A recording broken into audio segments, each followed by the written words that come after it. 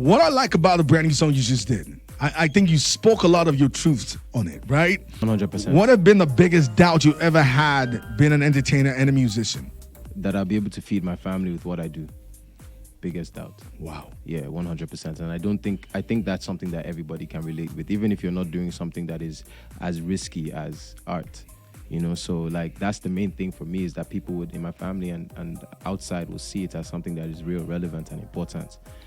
So. And what part of your journey did that kick in? Oh man, at the very beginning, actually, to be honest with you, it starts off as vibes, it starts off as entertainment, something that you love to do.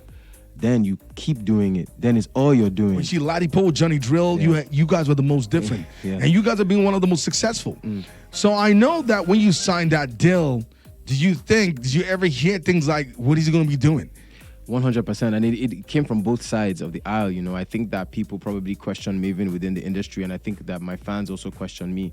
So it was a whole lot of watching and waiting to see. People expecting that it would derail, and it did take its time to like mesh. And when it did, it produced something really amazing, like a true story of success, believing in potential and then receiving success. Yeah. Johnny Drill and I both have that in common. He dropped How Are You, My Friend, and that's gone crazy for him. Now he's on Believe Me. So it just shows like our perseverance and also the label's commitment to us. So I think that that's what you want in a partnership. Okay, so what would you consider your biggest strength as a musician? Wow, my biggest strength. That's it. It's so funny.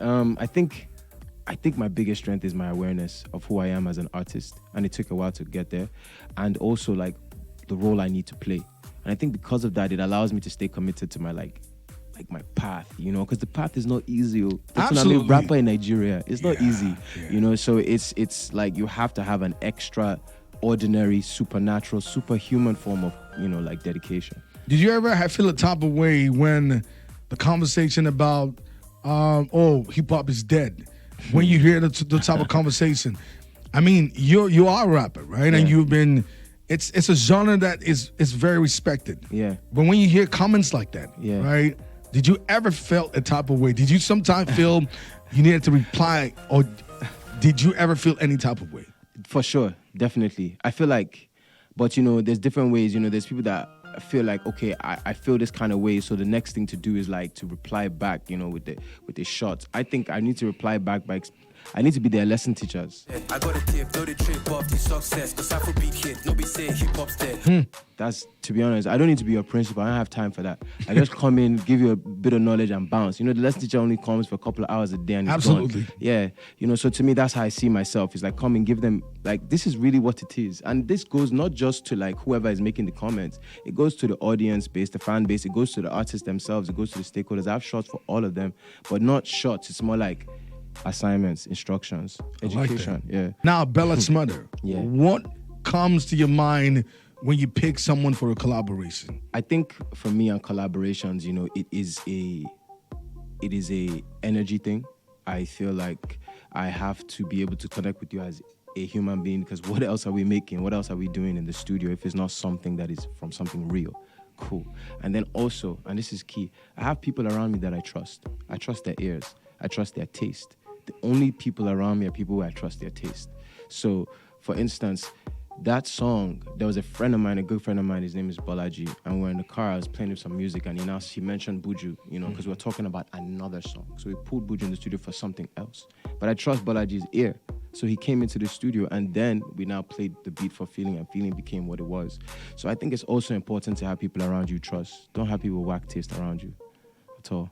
Who do you consider? Like, I know in the world that when you mention the biggest stars, they'll tell you, oh, there's this guy, or there's someone who is there. There's a guy they talk about when they talk about Drake every time, right? Yeah.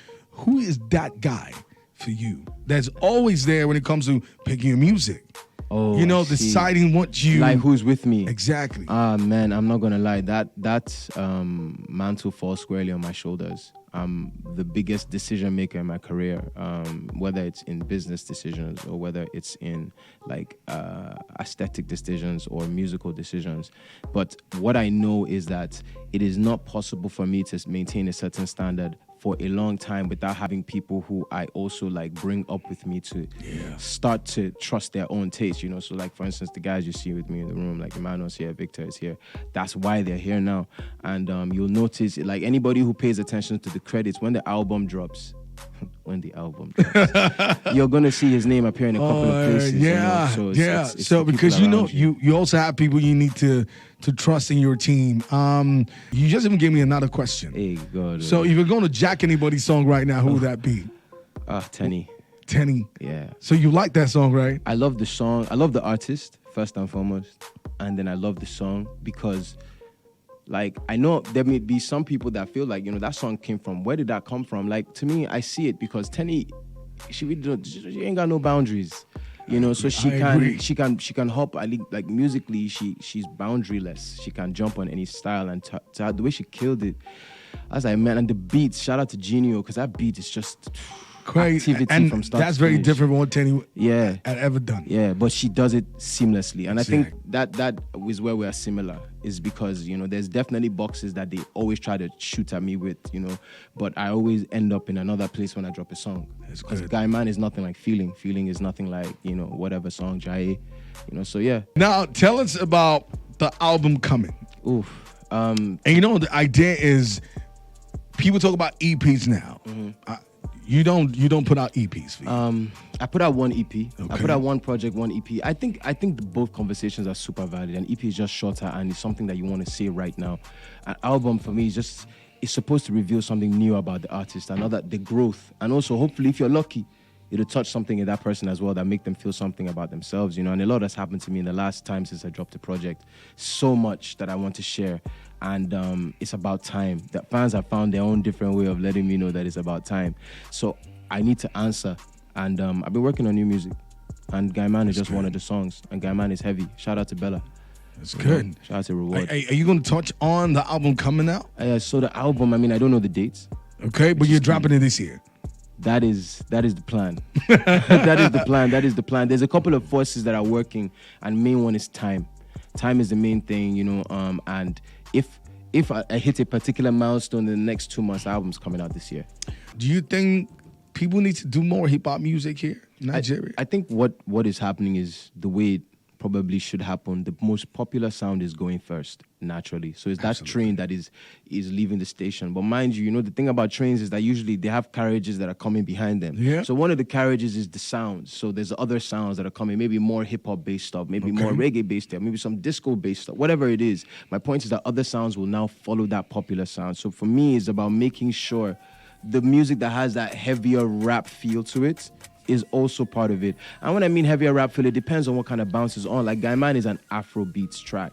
But to me, Feeling was more of a hip-hop track. Yeah. I don't really care too much about that right now because I know that Afrobeats needs to blow to the point where that people are now interested in what else is coming from here. And once they start looking in that direction, this music is going to be there as the standard. So what do you do for fun besides music? Man, right now, I'm not gonna lie, there's not much else in my life except for like my music and my family. Those are literally the two things. I'm home, studio, or in the gym. So I mean, like in terms of fun, I mean, like my boy gives me a lot of fun. Like it's just interesting to see him like grow, and the fact that I even have a son blows my mind. So you know, I'm writing a project, I'm writing an album, and like I'm putting my life into like 10, 12, 14 tracks. That is all I'm doing. I am not on no speedboats right now, but I will be once the album drops. Love that. That's Ladipoe playing. That's it, Ladipoe. Well, Daddies too. It's not easy. Yeah, it's not easy, man. Which line in the world is the best line that guesses you up? My own line from Guy Man, I said, Ladipoe lele, conche Ladipoe. Yeah. If only you knew where Guy started from. I did feel myself, I know the first Sam. Because these days, self-love is on brand. I just love the idea that on Afrobeats type track where there's like Yoruba in the beginning, then we go into like some Lamba flows like Ladipoe, Ladipoe, and then I'm still saying something important. I did feel myself. I know the first sound because these days self-love is on brand. Yeah, it's important to take how you feel about yourself very important, very serious. I'm sneaking that into a track that people are dancing to. Bro, nah, we're doing this on another level, and I feel like that's part of the artistry I want to share. My own side of it is to show the standard that me I've taken the music to as a Nigerian artist. Yeah. You know, that people may not have seen elsewhere in the world, you know? You know, the thing is, sometimes you remind me of me. Yeah. But sometimes I'm in my head.